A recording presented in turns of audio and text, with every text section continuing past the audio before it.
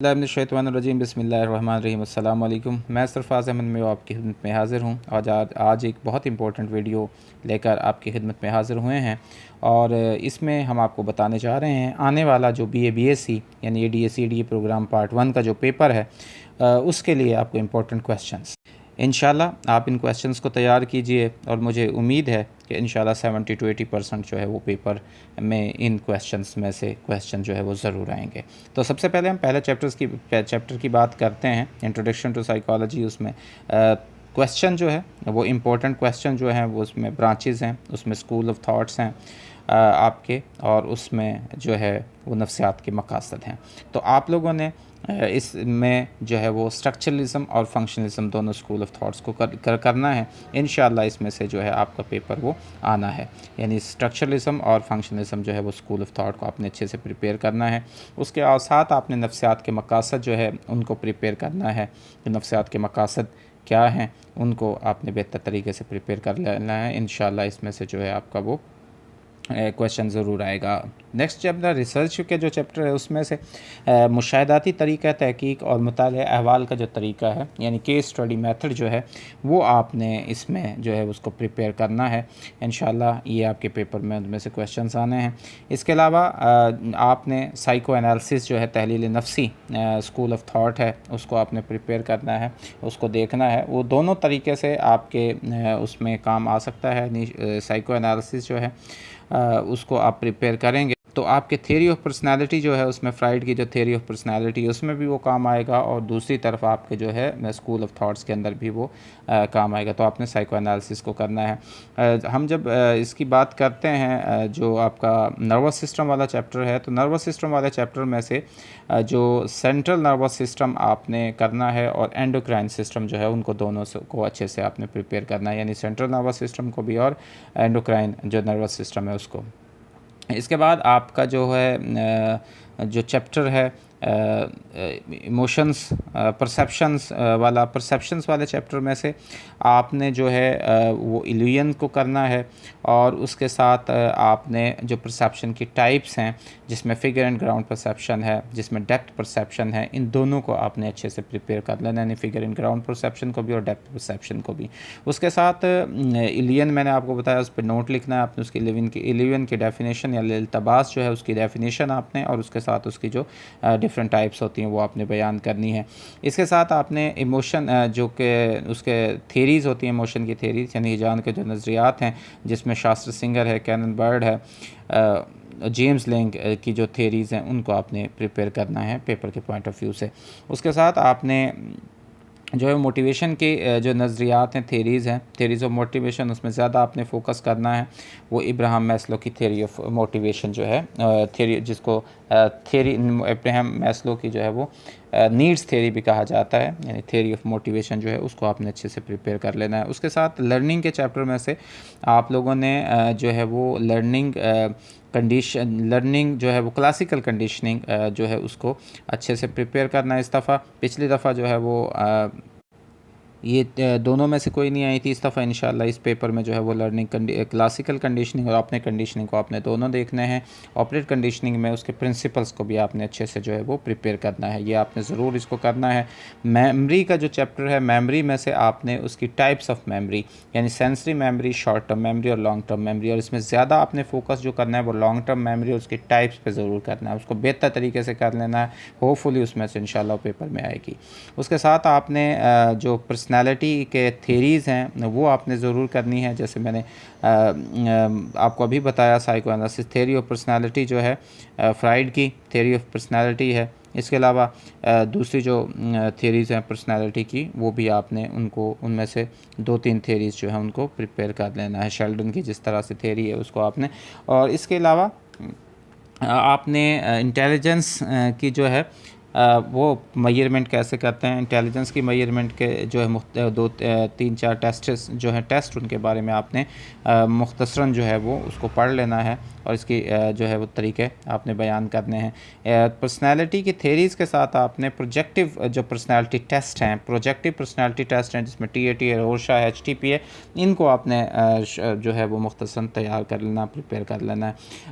इसके अलावा जो आपका थिंकिंग की टाइप्स हैं। तफक्कुर के जो एग्ज़ाम है उसमें आप लोगों ने प्रॉब्लम सॉल्विंग मेथड को और क्रिएटिविटी जो है उसको दोनों को अच्छे तरीके से प्रिपेयर करना है। तो तफक्कुर की एग्ज़ाम में पूछ सकता है, आपको बेहतर तरीके से पता है कि आपने 8 मार्क्स का क्वेश्चन है उसको किस तरह से प्रिपेयर करना है, उसके लिए कितना मटेरियल आपके पास होना चाहिए, उन दोनों को आपने देखना है। तो आपने तफक्कुर जो है यानी थिंकिंग की एग्ज़ाम जो है उनको देखना है। उसके बाद आपने आँख की साख्त और अफ़ाल जो है उनको करना है, यानी स्ट्रक्चर एंड फंक्शंस ऑफ आई, ये दोनों आपने इनको करना है, इनको अच्छे से प्रिपेयर कर लेना है, इंशाल्लाह इसमें पूछा जाएगा।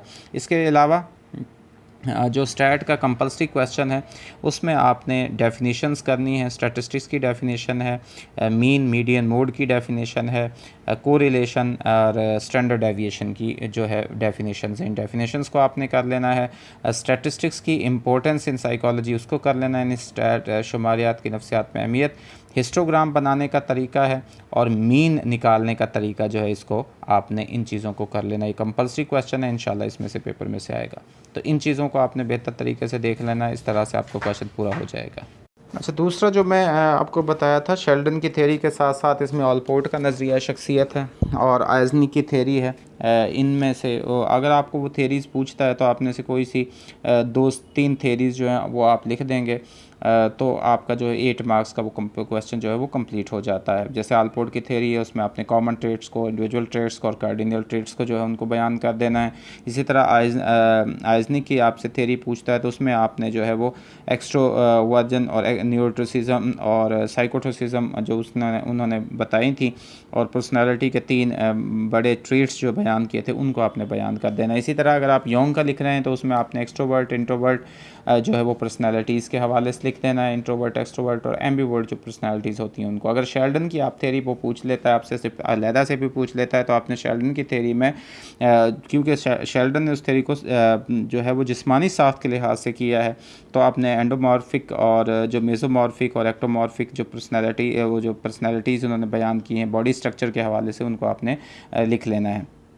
तो इस तरह से आपने करना है। फ्राइड की जब आपसे अगर वो थ्योरी ऑफ पर्सनालिटी पूछ रहे, वो अगर अलहदा से पूछेगा ये क्वेश्चन आएगा क्योंकि लॉन्ग क्वेश्चन है, डिटेल में बताया, तो इसमें आपने सबसे पहले जो है ईड ईगो सुपर ईगो के हवाले से और जो इसकी स्टेजेस हैं डेवलपमेंट ऑफ पर्सनालिटी कैसे होती है according to Freud, oral, anal, phallic, latency और जेनिटल स्टेजेस हैं, उनके हवाले से आपने जो इनको प्रिपेयर करना है।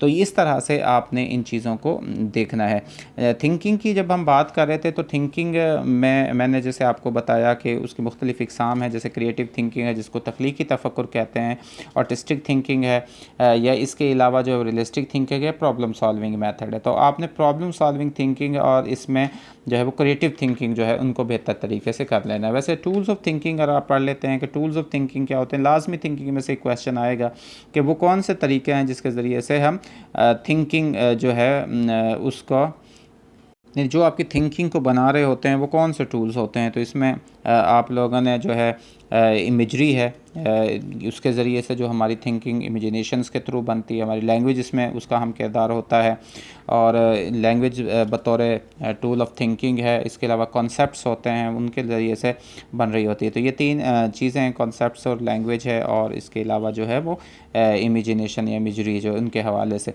तो ये आपने इनको देख लेना है और उनको अच्छे तरीके से कर लेना है। हाफ़ज़े की पैमाइश के तरीके और हाफ़ज़े को इम्प्रूव, पैमाइश के तरीके नहीं, इसमें बेसिकली एक इम्पोर्टेंट क्वेश्चन है जिसमें कि हाफ़ज़े को कैसे मैयर किया जाता है, यानी उसको कैसे बेहतर बनाया जा सकता है। मेजरमेंट वाला नहीं है, उसमें बेहतर बनाने की टेक्निक्स हैं, कभी कभार वो भी क्वेश्चन पूछा जा सकता है। तो उसमें आपने पैमाइश के तरीके में भी हमारे पास अगर उसकी पैमाइश के तरीके मुख्तसर वो क्वेश्चन आता है तो उसमें रिकॉल मेथड है, मेथड ऑफ रिकग्निशन है, रीअरेंजमेंट मेथड है और रीलर्निंग मेथड है। इनके ज़रिए से जो है वो हाफ़ज़े की पैमाइश की जाती है, यानी मेमोरी की पैमाइश की जाती है। इस हवाले से जैसे मैंने अभी आपको बताया कि लॉन्ग टर्म मेमोरी का वो अक्सर क्वेश्चन पूछ लेता है, define memory, describe the long term memory in detail. तो लॉन्ग टर्म मेमोरी में आपने लॉन्ग टर्म मेमोरी की डेफिनेशन देनी है, उसके types of long term memory जो है बयान कर देना है आपने। प्रोसीजरल मेमोरी है और सिमेंटिक मेमोरी है, इसके अलावा जो एपिसोडिक मेमोरी, इनको आपने जो है वो बयान कर देना है इसी तसलसल के साथ, तो ताकि चीज़ें जो है वो क्लियरली हो जाएं और आपको बेहतर नंबर आ सकें। क्लासिकल ऑपरेट कंडीशनिंग की जो है वो डिफरेंस भी पूछ सकता है, वो भी बाज़ दफ़ा पेपर में आ जाते हैं, तो उस हवाले से भी आपने उन चीज़ों को ज़हन में रखना है। तो ये कोई वो क्वेश्चंस हैं जो मैंने आपको बताए हैं, इंशाल्लाह ये जो है आपके पेपर में आ सकते हैं। अगर इनको आप अच्छे से प्रिपेयर कर लेते हो और आपने डिटेल में नहीं जाना है, आपने 8 नंबर के जो क्वेश्चन है उसके मुताबिक रहना है, उसके अकॉर्डिंग आपने लिखना है, ताकि आपकी टाइम जो है वो अपने वक़्त के मुताबिक अपने पेपर आप कंप्लीट कर सकें। तो इंशाल्लाह होपफुली आप अगर इन चीज़ों को जो मैंने आपको पेपर में बताई हैं, इस वीडियो में आपको बताई गई हैं इंपॉर्टेंट चीज़ें हैं, अगर उनको आप कर लेते हो तो इंशाल्लाह आप अच्छे नंबरों के साथ जो है वो पास हो जाते हो। और ये जो तैयारी है इन क्वेश्चंस की, अभी आपके पास टाइम है, आप फौरी तौर पर उनको, ये आपका घंटों का काम है इंशाल्लाह, इसमें आप बेहतर तरीके से उनको कर सकते हो। इनकी बार बार प्रैक्टिस करें, इनके पॉइंट्स बनाएं, लिखें और पेपर में एज इट इज़ उन चीज़ों को लिखें।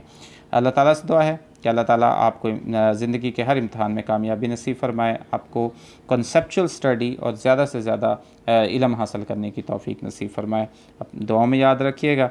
आपका बहुत शुक्रिया। अगर ये वीडियो पसंद आए तो इसको लाइक कीजिएगा, अपने दोस्तों के साथ ज़रूर शेयर कीजिएगा ताकि उनका भी फ़ायदा हो सके। अल्लाह हाफ़िज़।